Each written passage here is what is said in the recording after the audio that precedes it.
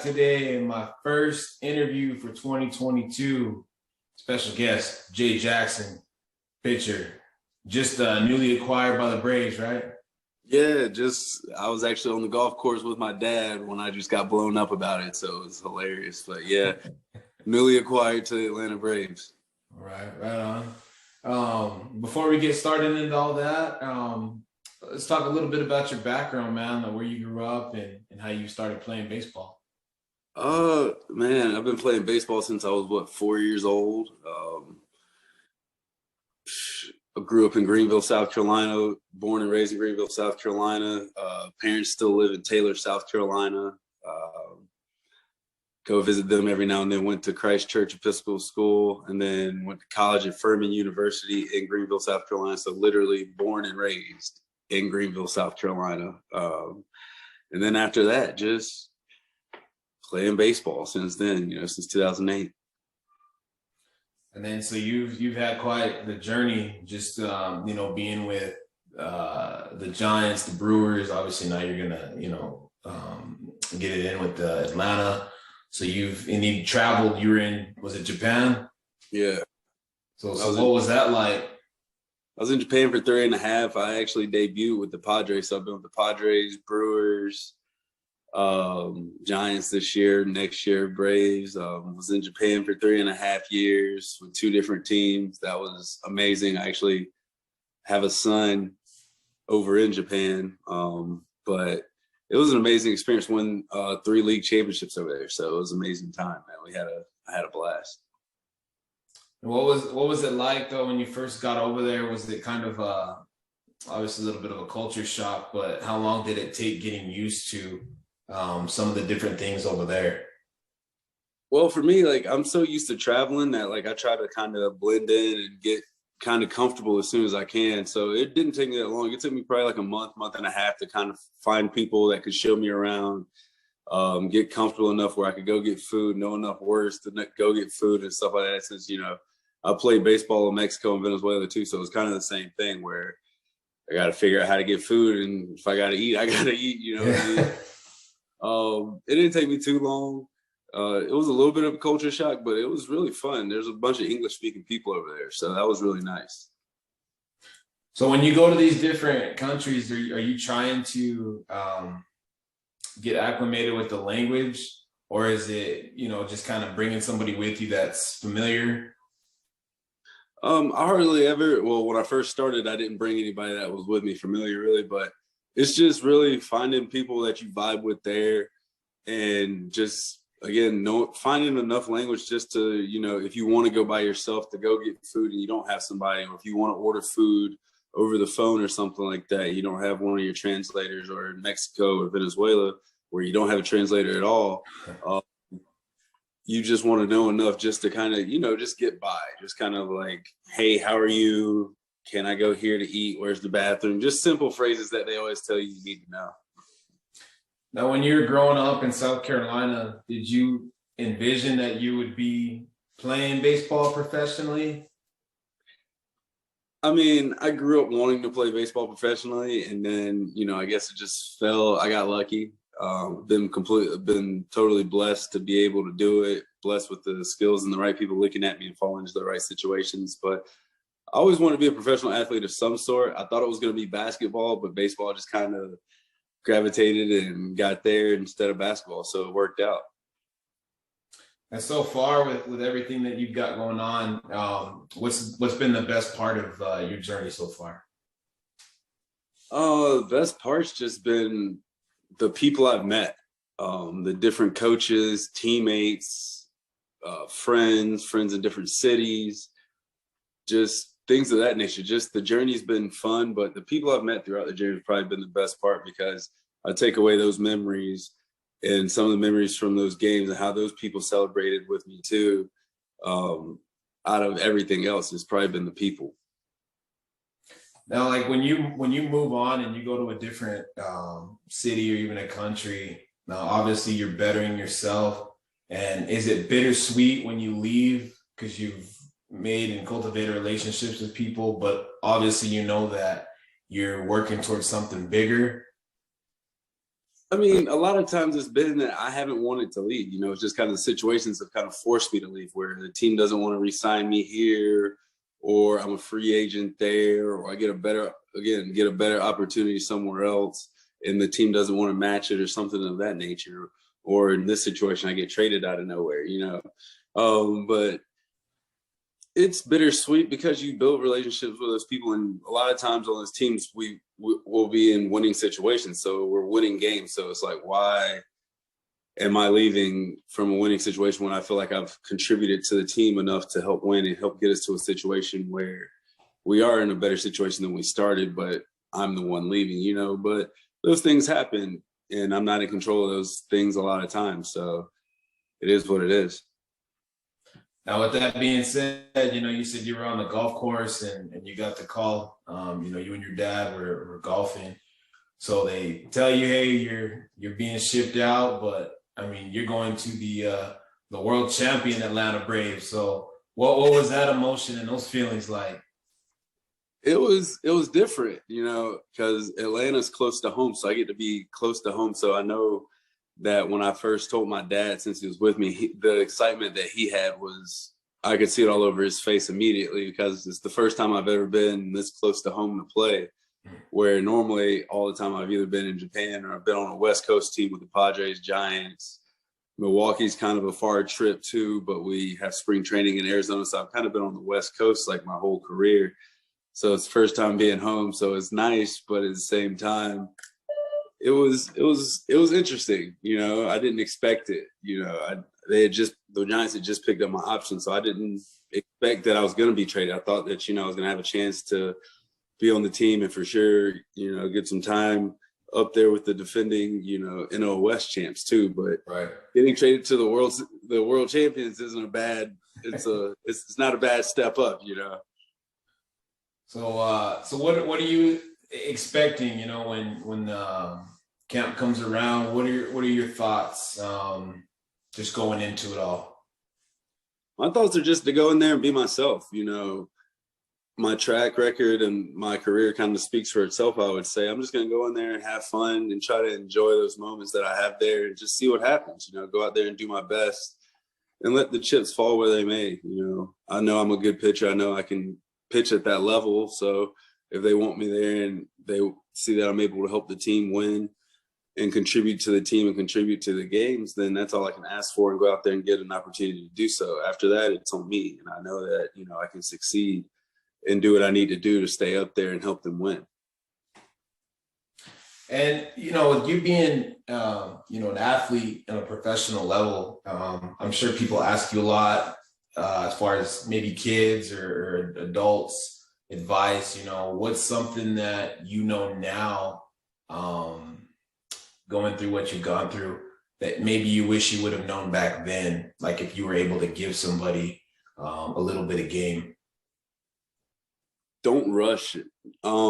Everybody wants everything so fast. And I feel like, I kind of got out of myself because I tried to rush. I wanted to be in the big leagues so fast. And instead of just, staying within myself, seeing other people go up before me that I felt like shouldn't have, I was wanting to be there before, it was probably my time. And I threw my game out of whack, worrying about other people, trying to rush myself to be there. So I would say just don't rush and just focus on yourself. Stay focused on, the process that you have for yourself. And this is kind of a weird question, but I've always wondered. So when guys are like high profile and they're coming out of high school and they get drafted, I think this kind of goes into what you're talking about a little bit. Is there a pressure from outside influences for people to sign right away, as opposed to, obviously getting the draft but turning it down and then going and playing college? When you talk about rushing, is that along the lines of maybe one of the things you're talking about? I think in baseball, it's a little bit different than basketball and football, because you kind of have, whatever team drafts you kind of has a plan in place of whatever, if you're in college or high school, and they kind of relay that to you when they draft you, because you have that negotiation window for like a month and a half or so But I would say, each situation in those are different. Guys do it a lot of times because they might need to take care of their families or some things of that nature where, yeah, that's an outside influence that you might, but it's a necessary outside influence that you might need at the time that, your family might need, instead of turning it down and going to college and collecting more debt for another couple of years. Where, now you have NILs where some of those things can be covered, but each situation is different. For me, going to Furman just presented itself, and I didn't get offered, to go high in the draft out of high school. Okay. But, it's just each situation is different. Each guy is different. If you're a guaranteed first rounder out of high school and somebody's going to be like, hey, we're going to give you $5 million, it's kind of hard to say no to $5 million when worst case scenario, you don't make it, you still make $5 million. Whereas you go to college for 3 years, you don't get drafted in the first round, then you lose a chunk of money, and then you might make it to the big league still. And so it all depends. Every situation is just different. It's tough to say, but it's hard to turn down a lot of money. I bet. So in your downtime, when you're not out there on the mound, what do you like to do? A lot of different stuff. I'm in the process of, starting some business venture projects, just trying to throw my hand in some stuff and just, trying to catch a niche somewhere and just enjoy these moments I have. But if I'm not doing something with, I'm trying to start my clothing line right now, trying to restart it again, and kind of have it as a bigger entity now, instead of, just kind of peddling it through, since I'm going to be closer to home and I can kind of have people to help me focus on it and do it the right way. Right. If I'm not doing that and creating clothes, then I'm sketching for the clothes. If I'm not doing that, then I'm in the process of possibly creating a restaurant, like a wing restaurant. So I might be doing that, trying to talk to some people about that. If I'm not doing that, then I'm playing video games. Playing video games and just helping my friends if I can, whatever they need. My friends are always there. My family's always there whenever I need them. So if they need me, I'm there. So playing video games, just trying to stay around and stay low key, not trying to be in the way of everybody else. You know what I'm saying? Trying to do what I got to do and help and be who I am. Let's talk about the clothing line. I'm sure I've seen the hat on online, and the shirt seems like, did you come up with that? Yeah, actually, it's the motto of the clothing line. The clothing line is actually called Jaxland, Jaxland. The motto is "In Smiles We Trust." It's just, I got the nickname Smiley Jackson when I was in Japan, just because I would smile when I would come off the mound all the time. And then I actually ended up, somebody created me a logo, which was called the Smiley J. And so, everything for me, since I've just kind of tried to focus on my happiness, has all been about smiles, because smiles are more contagious. You can do things with smiles, and you smile at somebody, they genuinely smile back. If, good or bad day, people like to smile, and it just brings something out of them. So for me, the motto embodies kind of like what I feel like I'm about, and what the brand should be about, is making people smile, making people happy, doing good things of that nature. So in Smiles We Trust. So I'm trusting that, you look at me, I smile, you smile back, and we're happy. I hope the clothes make people happy as well and make people smile. And that's all I can ask for. So, it was just kind of something that we started. Started back in started in Japan in 2017-ish. Okay. And then we ran it through Japan for a couple of years while I was playing over there. Started kind of funneling it back when I came back and played with the Brewers, but the intent was, with my son being in Japan, to kind of have it over there for him. And then once it was determined that I wasn't going back to Japan, we kind of just rebranded, refigured everything out, took some designs here and there, came up with the motto, started just focusing on how we can make it more modern and, make it more happy for people. So, and I love it just because I get to create and design a lot of stuff with it. So for me, it's a happy project for me. Well, smiles and positivity, like you were, what I was reading on the website, man, that goes a long way. And kind of like you were saying, even in trying times like we are in right now, people need a reason to smile and be happy. So hats off to you for that. And that's jaxland.com. Is that right? It's Team Jaxland, TeamJaxland.com. But the clothing line is Team Jaxland, short Jaxland. You know, just it's been a process to do it. Like I said, it's been a 4-year thing, and like you said, in these times, man, people. I try to post something every day just to make people happy or just try to keep the morale up, because, you know, I look at my friends all the time and I look at just how the world is. It's just, you know, people like to throw a lot of negativity out there, and it's easy to get caught in a lot of negativity. So, you know, just trying to keep people positive is fun, man. You know, it makes me happy that I can try to make other people happy. Yeah, most definitely. One more question. Let's see if I can remember it without having to cheat. While I'm thinking about it, where can we find you on social media? On social media, I'm at Jaxland58, JAXLAND58 on Instagram and Twitter. Those are my two main hubs, and then I have the Team Jaxland on both Twitter and Instagram too for the clothing line. We're going to be actually starting a lot more stuff this year with the new year starting. I've got a lot more people working with me for just my personal stuff, and then with my Team Jaxland stuff. I've got an actual marketing girl that I'm working with, and I got a couple graphic designers and stuff. We're going to be trying to like do little, you know, like cooking things where people can interact with me while I'm cooking around the house, because I like to cook a lot.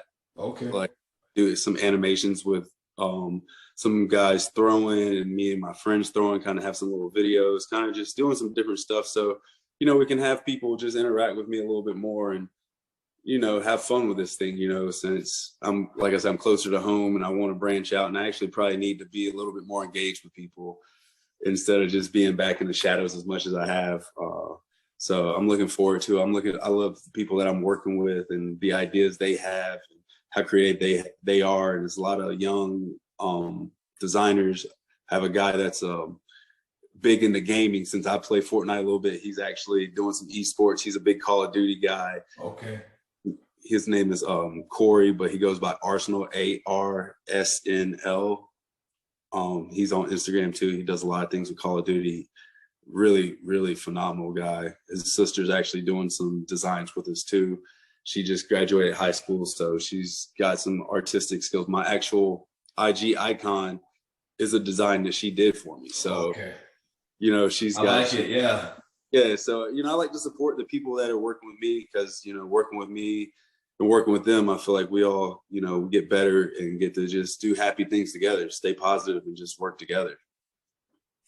And so you kind of answered my question. That's what it was creativity, about juggling multiple things and kind of getting outside the box. Because some people, when they're athletes or whatever, sometimes they can be robots. It seems like there's not much going on outside in their own personal life, you know what I mean? Or it's kept real private. So that's great that, like I said, you're starting something, and it's something that everybody can take a piece from. And then on Fortnite, let me say, I'm terrible. My son plays that game religiously. I mean, he just loves that game. And I've tried, and all I hear is your dog water, or, you know, I don't know, all the other phrases, man. And the thing is, I'm not old, you know what I mean? But I seem old when I play the game. So Fortnite's a no-go for me, man. Well, I just got used to playing it just because we were playing it a lot in the locker rooms all the time. Everybody had their little gaming systems right when Fortnite was hot. Yeah. And social media makes it a little easier too now, not only for you to engage with people, but for, like, you know, Fortnite and things of that nature. You guys can, you know, use their personal lives to get, you know, monetize more stuff. Playing video games, you can monetize it with Twitch stuff now. You know, there's different ways. So guys' personal lives are making them money while their baseball life is too. So it's fun, man. These guys get to do it. Like Blake Snell does it all the time. Like I said, the guy that's involved with my kind of brand and stuff like that. He just, I think, signed with a big gaming thing in Atlanta. So, the thing's huge. So I started playing Fortnite. I play with my girlfriend's son all the time, just so I'm bonding with him. He's pretty good too. I'm average. I still like to get on Madden every now and then. 2K. Yeah, do 2K. Like that's my game. My favorite game is probably Hitman. Yeah. So props to you for that, for starting your own brand and keeping people involved. Like I said, I can't wait to see what happens with you in the future.